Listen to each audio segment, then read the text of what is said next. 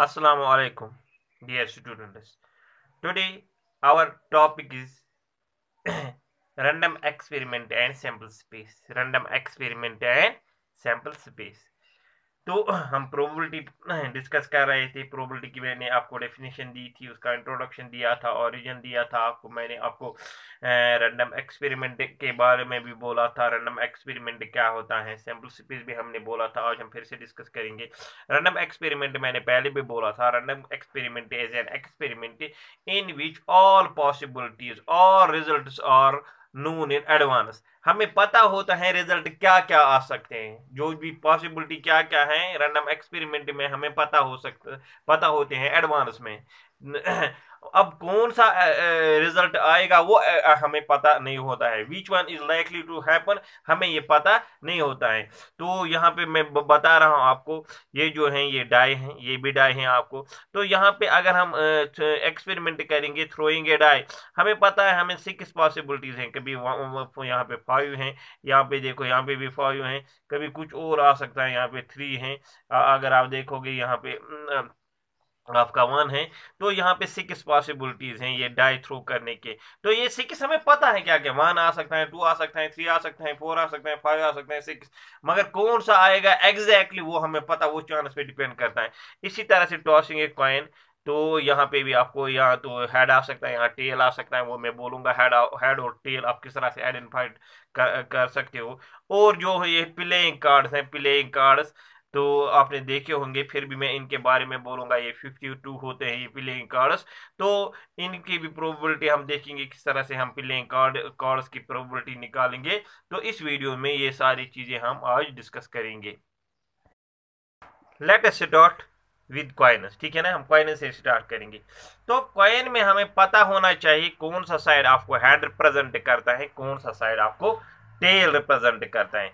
अब ये आइडेंटिफाई करने के लिए which one is head and which one side is tail, तो आपको पता होना चाहिए जो जो जिस साइड पे नेशनल एम्बलम होता है कंट्री का, वो रिप्रेजेंट करता है हेड। एम्बलम मीन्स, एम्बलम आप ये नोट कर सकते हो, emblem is a design representing a country और organisation. Emblem is a design, emblem is a structure representing a country और an organisation.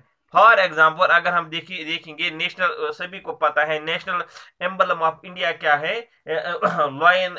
Lion capital of Ashoka, जो वो 3 लॉयंस होते हैं वही होता है, वही है नेशनल एम्बलम ऑफ इंडिया। तो ये है नेशनल एम्बलम ऑफ इंडिया। यहाँ पे आप देख सकते हो, this is lion capital of Ashoka. ये है नेशनल, ये नेशनल एम्बलम है इंडिया का। ये है नेशनल एम्बलम इंडिया का, ये जो ये वाला ये आपको नजर आ रहा है। This is the national emblem of India, lion capital of Ashoka. तो ये नेशनल एम्बलम जो है ये रिप्रेजेंट करता है ऑलवेज हैड। तो यहाँ पे मैं लिख सकता हूँ जो ये नेशनल तो है, इट ऑलवेज रिप्रेजेंट्स हैड। ये रिप्रेजेंट करता है ऑलवेज हैड। कौन सा यहाँ पे मैं लिख सकता हूँ, एम्बलम जो साइड होता है, emblem side. Emblem side always आपको रिप्रेजेंट करेगा हेड। एम्बलम साइड आपको ऑलवेज रिप्रेजेंट करेगा हेड। अब एम्बलम आपको पता है, एम्बलम एक स्ट्रक्चर होता है या डिजाइन होता है जो एक कंट्री को रिप्रेजेंट करता है या किसी ऑर्गेनाइजेशन को रिप्रेजेंट करता है। तो अगर आपको किसी भी कंट्री का कॉइन उठाओगे, जिस साइड में उसका नेशनल एम्बलम होगा, यानी वो एक स्ट्रक्चर होगा जो कंट्री रिप्रेजेंट करेगा, तो वो आपको हेड रिप्रेजेंट करेगा। जो उसके अपोजिट होगा, जो बिल्कुल उसके अपोजिट होगा, फॉर एग्जांपल इसके अपोजिट ये हैं यूजुअली इस पे नंबर है। देखो ये इस पे तो नेशनल एम्बलम नहीं है, ये नेशनल एम्बलम जो साइड है उसके अपोजिट साइड है, तो ये रिप्रेजेंट करेगा बाद में tail. This side will represent tail, यानी opposite side of emblem side. Opposite यहाँ पे मैं लिख सकता हूँ, opposite side of emblem side. Emblem side का जो अपोजिट साइड होता है बिल्कुल, वो आपको रिप्रेजेंट करता है tail. So this is the tail, so this is the tail. ये नहीं, आधे क्या करते हैं, जहां पे नंबर होता है वो टेल मानते हैं, और जहां पे कोई और होता है, मानो कहीं पे जवाहरलाल नेहरू का स्ट्रक्चर है तो वो हेड मानते हैं। वो नहीं है। जो आपको जहां पे आपको नेशनल एम्बलम का स्ट्रक्चर होगा वही हेड होगा, वहां पे नंबर भी कभी आ सकता है, ऐसी बात नहीं है। और जो उसके अपोजिट होगा तो वो टेल माना जाएगा। तो अब आपको पता है, अगर हम टॉस करेंगे कॉइन, टॉसिंग ए कॉइन, तो दो ही पॉसिबल आ सकते हैं, या हेड आ सकता है या टेल आ सकता है। तो सैंपल स्पेस अगर हम देखेंगे, sample space tossing of a coin, tossing a coin, अगर मैं एक कॉइन टॉस करूंगा, टॉसिंग ए कॉइन, तो सिंपल स्पेस जो हमें आएगा, सिंपल स्पेस यूजुअली ऐसे डिनोट करते हैं, मैंने पहले भी बोला है। तो सिंपल स्पेस एस जो आ सकता है वो या तो हेड आ सकता है या टेल आ सकता है, या हेड आ सकता है टेल। अब सबको पता है हेड कौन सा साइड है, टेल कौन सा साइड है। फॉर एग्जांपल इस वक्त यहाँ पे जो है ये टेल है, इस वक्त यहाँ पे जो है टेल है। अगर ये वाला जहाँ पे नेशनल एम्बलम है तो ये हेड को रिप्रेजेंट कर सकता है। सो अगर मैं दो दो कॉइन्स को टॉस करता हूँ, यहाँ पे मानता हूँ मैं साइमल्टेनियसली मैंने दो कॉइन्स टॉस की हैं, तो पॉसिबिलिटी क्या है, अगर मैं सिंपल स्पेस लिखूंगा in case of throwing two coins, tossing two coins but simultaneously, अगर मैं दो कॉइन्स टॉस करूंगा साइमल्टेनियसली, तो सिंपल स्पेस एस उस वक्त क्या आएगा, सिंपल स्पेस एस उस वक्त आएगा आपको। अब यहाँ पे देखो एक आपको हेड आ चुका है, यहाँ पे अगर आप देखोगे एक आपको हेड आ चुका है यहाँ पे, तो एक का यहाँ पे आपको टेल आ चुका है, यहाँ पे टू है, तो यहाँ पे नेशनल एम्बलम नहीं है, ये टेल है, तो यहाँ पे नेशनल एम्बलम है, तो ये हेड है। तो एक का हेड आया है, दूसरे का टेल आया है, तो हेड टेल आ सकता है। अब उस वाले का भी यहाँ पे इस तरह से भी कभी हो सकता है, इस वाले का आ सकता है हेड, और इसका आ सकता है टेल। देखो यहाँ पे इसका टेल है और इसका हेड है, यहाँ पे नेशनल एम्बलम है यहाँ पे, तो ये आ सकता है टेल, हेड भी आ सकता है, कभी दोनों के आ सकते हैं। इसका भी देखो यहाँ पे टेल है, इसका भी टेल है, देखो टेल टेल दोनों का है, कभी टेल टेल, और कहीं पे दोनों का नेशनल एम्बलम आ सकता है, तो यानी हेड हेड आ सकता है, हेड हेड, तो हेड हेड आ सकता है। तो ये बन गया आपका सैंपल स्पेस, यानी इन केस ऑफ ए टॉस आपको अब पता है किस तरह से आपको सैंपल स्पेस लिखना है, और आपने ये भी सीखा है किस तरह से आप आइडेंटिफाई करोगे हेड कौन सा है और टेल कौन सा है। अब हम डाई की तरफ जाएंगे, तो अब हम डाई की तरफ जाएंगे, यानी सैंपल स्पेस हम लिखेंगे, सैंपल स्पेस हम लिखेंगे throwing a die, throwing a die, अगर हम एक डाई थ्रो करेंगे, तो अगर हम एक डाई थ्रो करेंगे, हम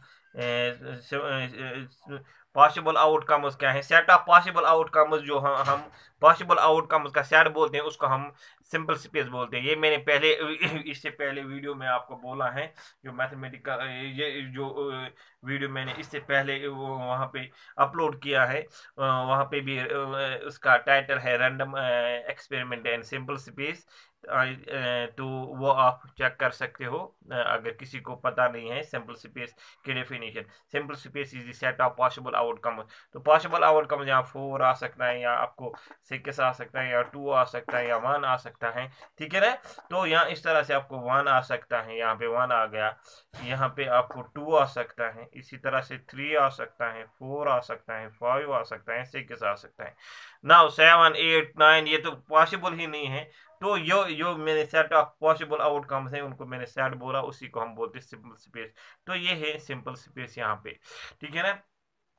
तो ये तो डाइस डाइस की बात हुई, तो यहाँ पे हमने डाई का डिस्कस किया। इस तरह से अगर हम दो डाइस यहाँ पे थ्रो करेंगे, दो डाइस इस तरह से, फॉर एग्जाम्पल इस तरह से दो डाइस हम थ्रो करेंगे, यहाँ पे देखो इसका 5 आता है और इस डाइस का 6 आता है, तो कभी 1 आ सकता है, 2 आ सकता है, 3 आ सकता है, 4 आ सकता है, 5 आ सकता है, 6, इसी तरह से बहुत से पॉसिबिलिटी आ सकते हैं। तो यहाँ पे हम इस तरह से करते हैं, अगर हम इनका अगर हम लिखेंगे throwing throwing two dice, throwing two dice simultaneously, तो सिंपल स्पेस एस इस तरह से होगा, इस तरह से हम देखेंगे। यानी अगर हम 2 डाई थ्रो करेंगे, कभी पहले का 1 आ सकता है, दूसरे का 2 भी आ सकता है, पहले का 1 दूसरे का 1 आ सकता है, पहले का 1 दूसरे का 2 आ सकता है, पहले का 1 दूसरे का इसी तरह से 3 आ सकता है, इसी तरह से पहले का 1 और दूसरे का 4 आ सकता है, पहले का 1 दूसरे का 5 आ सकता है, लास्ट में पहले का 1 दूसरे का 6 आ सकता है। तो ये मैंने पहले भी बोला है, पहले का इसी तरह से पहले का अब 2 आ सकता है, दूसरे का 1 आ सकता है, पहले का 2 आ सकता है, दूसरे का 2, पहले का 3 दूसरे का 3, पहले का 4 दूसरे का 4, और पहले का इसी तरह से 2 दूसरे का 6 आ सकता है। ठीक है ना। इसी तरह से लास्ट पे यहाँ पे आ सकता है, यहाँ पे 3 1 3 2 3 3, इसी तरह से 3 6 4 1 4 2 4, इसी तरह से फर्स्ट डाई का 6 आ सकता है, सेकंड का 1 आ सकता है, फर्स्ट डाई का 6 आ सकता है, सेकंड का 2 भी उसके साथ आ सकता है, और इसी तरह से फर्स्ट का 6 और सेकंड का 6 भी आ सकता है। यानी पॉसिबिलिटीज कितने आएंगे, 6 इंटू 6 36 पॉसिबिलिटीज हैं। तो ये इंडिकेट करता है just these fears these points indicate जो रिजल्ट्स हैं। दिस मीन्स जो पहले वाले डैश का 1 इसके साथ दूसरे वाले का 1 भी आ सकता है, इस पहले वाले का अगर 1 आता है उसका साथ दूसरे का 2 भी आ सकता है, दूसरे का 3 भी आ सकता है, दूसरे का 5 भी आ सकता है, दूसरे का 6 भी आ सकता है। दिस मीन्स जो पहला वाला डा जो है इसके 1 के साथ 6 पॉसिबिलिटीज हैं, इसके 1 के साथ कितनी पॉसिबिलिटीज हैं, 6। 1 भी आ सकता है, इसके साथ 2 भी आ सकता है, 3 भी आ सकता है, 4 भी आ सकता है, 5 भी आ सकता है, इसी तरह से यहाँ पे इसके साथ 6 भी आ सकता है, यानी 6 पॉसिबिलिटीज 1 के साथ है। इसी तरह से अगर आप